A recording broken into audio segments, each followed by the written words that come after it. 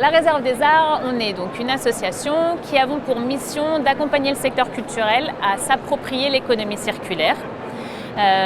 L'idée, notre raison d'être, c'est vraiment de faire en sorte qu'on va réduire l'impact écologique de la culture et de la création. Donc on se concentre exclusivement sur un écosystème de culture et création.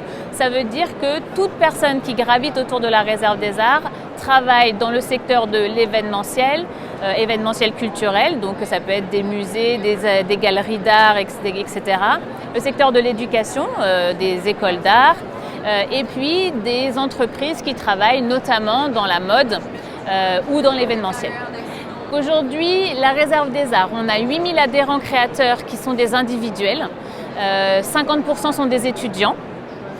Et puis de l'autre côté, on a aussi 200 entreprises qui sont des entreprises TPE jusqu'aux très grands groupes qui travaillent avec nous.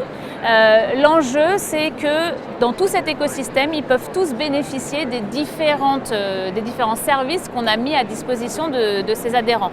Et puis là, on est en développement de deux choses très importantes. D'abord, on est en train de développer des formations qui vont être pour le moment des cursus intégrés avec une partie théorique sur qu'est-ce que l'économie circulaire, moi mon rôle de créateur, qu'est-ce qu'un matériau de réemploi, un matériau recyclable.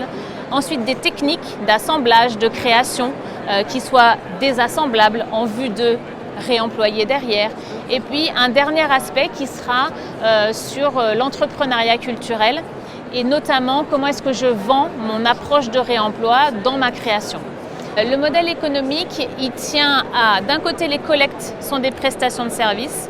Les matériaux sont revendus à des tarifs très solidaires, très très bas pour accentuer le réflexe et encourager le réflexe auprès du secteur culturel et aussi en termes solidaires, aujourd'hui soutenir la culture, je pense que c'est un enjeu global d'intérêt général sur lequel il faut vraiment se pencher.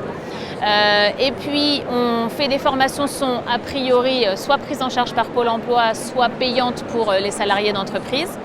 Et enfin, on fait des locations d'ateliers, mais c'est pareil, nos ateliers sont loués de manière très solidaire pour que justement se prennent le réflexe de prototyper et de penser différemment. Pour moi, il y a d'abord une première chose que je voudrais pouvoir mettre en valeur, c'est de faire en sorte, on parle beaucoup de l'excellence culturelle française, et donc que un des savoir-faire constitutifs de cette excellence culturelle française, ce soit le réemploi, l'écofabrication, l'écomontage. Donc l'excellence culturelle française, pour moi, elle est importante. C'est important de dire qu'un des savoir-faire constitutifs, ça doit être le réemploi. Et donc pour moi, le rayonnement de l'excellence culturelle française, c'est forcément d'en parler à un endroit où on est international. Il y a un vrai besoin, à mon avis, d'essaimer. Pas forcément d'essaimer exactement la Réserve des Arts, mais que la boîte à outils de la Réserve des Arts puisse être utilisée ailleurs.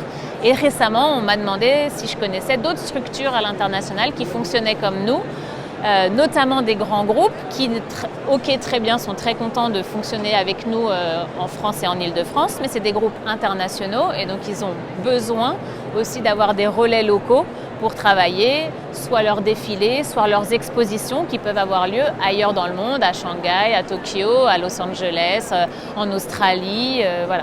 Et donc on a commencé à regarder quelles étaient les structures équivalentes à la nôtre, qu'est-ce qu'ils peuvent nous apporter, qu'est-ce qu'on peut leur apporter, et est-ce qu'on fait un réseau ensemble, mais vraiment dédié à la culture.